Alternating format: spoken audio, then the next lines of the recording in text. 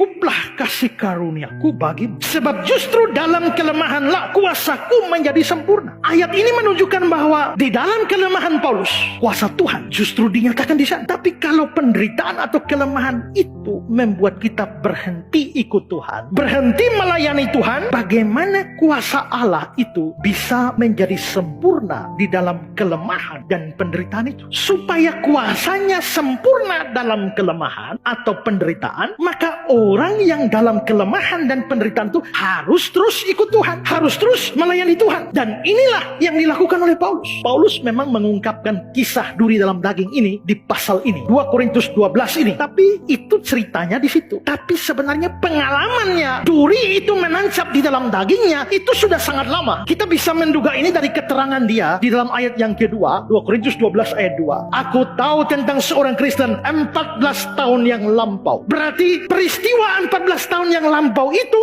menjadi penyebab Tuhan memberikan kepada dia duri dalam daging. Berarti menancapnya duri dalam daging Paulus itu sudah dari belasan tahun yang lampau. Dia baru menceritakannya di 2 Korintus 12. Tapi dia sudah mengalami itu jauh sebelumnya. Dan ternyata setelah duri itu menancap dalam daging, Paulus masih terus melayani. Paulus masih terus ikut Tuhan, terus bersaksi bagi Tuhan, terus beritakan Injil. Sekalipun dalam semua pelayanan itu dia mengalami begitu banyak kesukaran. Geser satu pasal, di pasal 11 mulai ayat 23 sampai 30. Aku lebih banyak berjerih lelah, lebih sering di dalam penjara, didera di luar batas, kerap kali dalam bahaya maut. 5 kali aku disesah orang Yahudi, setiap kali 40 kurang 1 pukulan. 3 kali aku didera, 1 kali dilempar dengan batu, 3 kali mengalami karam kapal, sehari semalam terkatung-katung di tengah laut. Dalam perjalanan aku sering diancam bahaya banjir, bahaya penyamun, bahaya dari pihak orang Yahudi, dari pihak orang bukan Yahudi, bahaya di kota, bahaya di padang gurun, bahaya di tengah laut, bahaya dari pihak saudara-saudara palsu. Aku banyak berjerih lelah dan bekerja berat. Kerap kali aku tidak tidur, aku lapar dan dahaga. Kerap kali aku berpuasa, kedinginan tanpa pakaian, dan dengan tidak menyebutkan banyak hal lain lagi. Urusanku sehari-hari yaitu untuk memelihara jemaat-jemaat. Jika ada orang merasa lemah, tidakkah aku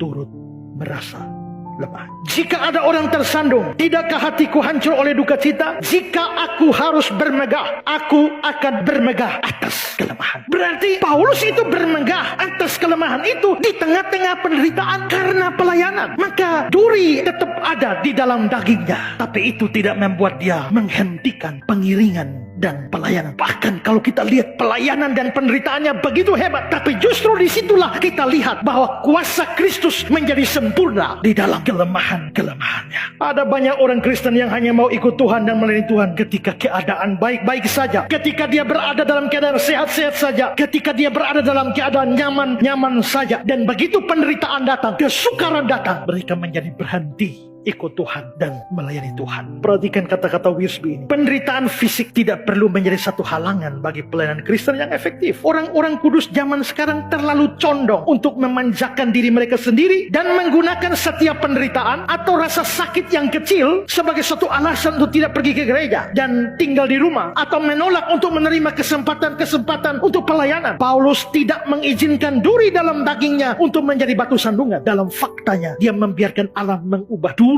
itu menjadi suatu batu loncatan. Berapa banyak kita yang macet gara-gara duri dalam daging. Kita dapat bermegah di dalam kelemahan-kelemahan, penderitaan-penderitaan kita, di saat kita mengubah atau membiarkan Tuhan mengubah duri-duri dalam daging itu menjadi batu loncatan di dalam pengiringan dan pelayanan kita kepada Tuhan.